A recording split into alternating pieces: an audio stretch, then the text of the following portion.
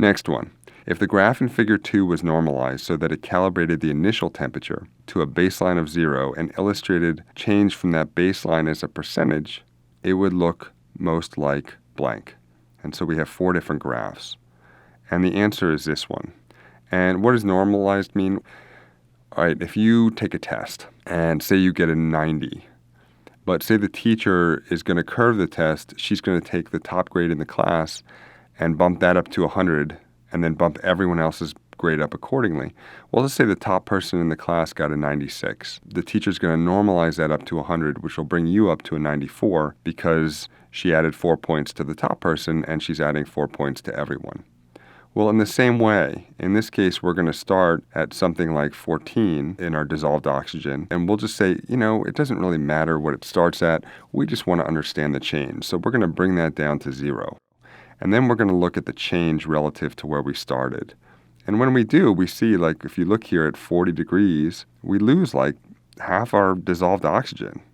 So whereas here it looked pretty significant to me, when I start seeing that it's 50% of our dissolved oxygen disappears when we get to 40 degrees, you start to understand that that's a big difference. It's not like we're cutting just a little bit of the dissolved oxygen out.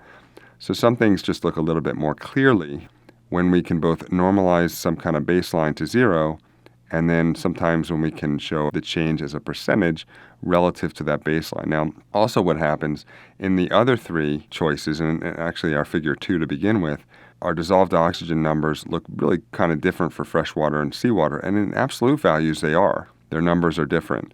But when you start to look at percent change relative to the temperature, you see that they pretty much follow something that almost looks like a single line, because their percent change with temperature, it varies pretty consistently between freshwater and seawater in this experiment.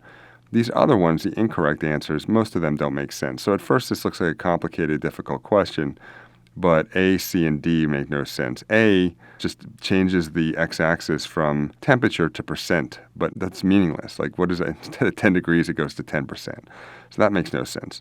C changes the y-axis, takes the values on the y-axis, and just changes them to percent. Neither one is normalized to 0. And D is the original graph. It doesn't look any different than what we started with in figure 2. So what first looks like it may be a bit difficult, if you eliminate the bad answers, that can pretty quickly get you the right one.